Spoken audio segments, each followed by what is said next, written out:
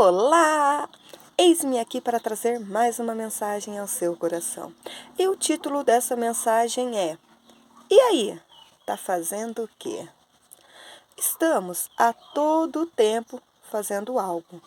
Porém, o ruim é que nem tudo o que fazemos é exatamente o que de fato precisamos fazer. Em muitos casos, estamos apenas matando o tempo e nisso desperdiçamos a nossa moeda mais preciosa, o tempo. Em diversas ocasiões, estamos apenas fazendo por fazer, apenas para engresver, como se diz a expressão. Não sei se vocês conhecem, mas se não, bora aumentar o conhecimento. Afinal, o saber não ocupa espaço, mas ocupa lugar, como diz o meu digníssimo esposo. Porém, como eu sempre digo, você saber e não colocar em prática, de nada adianta. Então, o que isso significa? Fingir que você fez algo ou fazer mal feito. Porém, de nada adianta o engano. Afinal, a quem pensamos estar enganando? Nisso estamos apenas nos auto-sabotando e nos tornando digno de pena. E mais nada. E como é triste, por isso eu digo que pena só de galinha e dó é uma nota musical. Nosso tempo é precioso demais para estarmos desperdiçando ele dessa maneira. A vida passa tão rápido e quando você menos esperar, já foi. E o que fica? Nada. Nem um legado você deixa. Mas, como diz o meu querido filósofo Mário Sérgio Cortella, a única maneira de não morrermos é continuarmos vivos na memória de quem fica. E como conseguimos tal feito? Fazendo algo de grande relevância, não na nossa vida apenas, mas sim na vida de outros também. E melhor ainda, quando conseguimos fazer através da nossa vida, pois a melhor ferramenta que temos é nós mesmos. E Deus já colocou dentro de nós tudo o que precisamos, e o que faltava Ele nos enviou, que é o Espírito Santo. Com Ele nos tornamos completos. E através do Espírito Santo podemos então ter acesso e contato direto e íntimo com o Pai. Então, com isso e através disso, temos informações privilegiadas que nos levam muito mais longe que pensamos que poderíamos ir. Deus se comunica conosco através do Espírito Santo. E como é maravilhosa essa comunicação! Ouvir a voz do Pai, saber de coisas que somente Ele sabe, nos leva ao sucesso. Porém, de uma coisa é certa: se você não guardou nada do que eu disse até aqui, então que isso fique registrado em sua memória, pois irá te fazer muito bem. O fato de termos Deus, de termos o privilégio de ter o Espírito Santo habitando em nós, isso não nos torna melhor e nem livres de adversidades. Pelo contrário, as lutas serão maiores ainda, pois o que você precisa saber é que a nossa jornada é, digamos, na contramão do mundo. Se todos estão indo para a direita, então você vai para a esquerda. Se todos estão indo para frente, então você vai para trás. Porque nem sempre o fato das pessoas andarem para frente significa que estão no caminho certo. E muitas vezes você está parado, mas nisso você avançará muito mais do que aqueles que somente seguiram em frente. Em outros casos, você será direcionado até a voltar. Mas quando estamos debaixo das potentes mãos do Senhor, até o que era para dar errado acaba dando certo.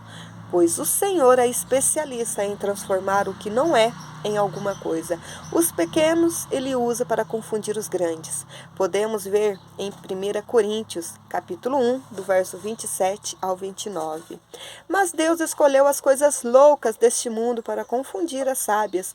Deus escolheu as coisas fracas desse mundo para confundir as fortes. E Deus escolheu as coisas vis desse mundo e as desprezíveis, as que não são, para aniquilar as que são, para que nenhuma carne se glorie perante ele. Por isso, não se preocupe por você não achar que você não é capaz, por isso é muito bom. Afinal, quando achamos que somos alguma coisa, aí é que mora o perigo, pois o Senhor chama os que não são. Então, se você acha ser, repense, pois o Senhor resiste aos soberbos. Podemos ver no livro de Tiago, capítulo 4, o verso 6 e 8. Antes, ele dá maior graça, portanto diz, Deus resiste aos soberbos, mas dá graça aos humildes. Sujeitai-vos, pois, a Deus, resisti ao diabo, e ele fugirá de vós. Chegai-vos a Deus, e ele se chegará a vós. Alimpai as mãos, pecadores, e vós de duplo ânimo, purificai os corações. Nisso, vemos os cuidados de Deus com a nossa vida. Apenas em poucos versículos podemos tirar grandes ensinamentos, que devemos ser humildes, pois Deus resiste os soberbos. Já pensou Deus resistir a nós? Não será nada bom. Pois no próximo versículo vemos que a respeito da resistência, ela deve ser feita ao diabo. Sim, a ele precisamos resistir, porém, para que ele venha fugir, precisamos nos sujeitarmos a Deus. E nisso precisamos nos achegar a Deus, limpar o coração, ter bom ânimo, enfim. Não é porque eu não mencionei aqui que ele não seja importante. Porém, se nós vermos o verso anterior, vemos a respeito do nosso amigo Espírito Santo, vemos que ele tem ciúmes de nós. Também podemos ver no livro de 1 Coríntios, capítulo 6, verso 19. Acaso não sabem que o corpo de vocês é santuário do templo? Aqui. É santuário do Espírito Santo que habita em vocês, que lhe foi dado por Deus e que vocês não são de vocês mesmos? Deus, em forma de Espírito, poderia escolher qualquer lugar do mundo para morar, mas Ele escolheu o nosso coração para habitar, fazendo de nós um templo. Então, que possamos cuidar dos nossos corpos, tanto na área da saúde, como no emocional, o nosso físico, o nosso psicológico, pois quando temos a nossa vida em equilíbrio, todas as coisas vão bem. Pois quando tudo está bem, conseguimos prosseguir mais longe. Porém, também não podemos nos dar o direito de paralisar quando as coisas não forem tão bem como gostaríamos. O grande problema em si é que não temos o hábito de trabalhar com prevenção, e sim trabalhamos sempre para consertar. E nisso já perdemos muita coisa, o nosso tempo, e tem casos que, dependendo da demora, não dá nem tempo mais de recuperar o que se foi. Por isso, a melhor forma de aguentarmos as lutas que vierem, precisamos estar com a nossa casa em ordem. E quando digo casa, entra tanto a nossa casa física, como também o nosso corpo. Pois como conseguiremos cumprir os mandamentos principais que é, lá no livro de Mateus 22, o verso 36 e até o 40. Mestre, qual é o maior mandamento da lei? Respondeu Jesus. Ame o Senhor, o seu Deus, de todo o seu coração, de toda a sua alma e de todo o seu entendimento. Este é o primeiro e maior mandamento. E o segundo é semelhante a ele. Ame o seu próximo como a ti mesmo. Destes 2 mandamentos dependem toda a lei e os profetas. Pois o maior mandamento é amar a Deus sobre todas as coisas e o próximo como a nós mesmos. Em diversos momentos falhamos, pois quando vem momentos difíceis, não conseguimos compreender o que Deus quer nos falar e nos ensinar através daquilo. Então, em muitas das vezes, ficamos bicudos com Deus, igual criança birrenta. E em relação ao próximo, como podemos amá-los, se em muitas situações sequer nos amamos? Estamos afundando dentro de nós mesmos e queremos levantar outros. Como podemos salvar vidas, se não sabemos sequer a nadar?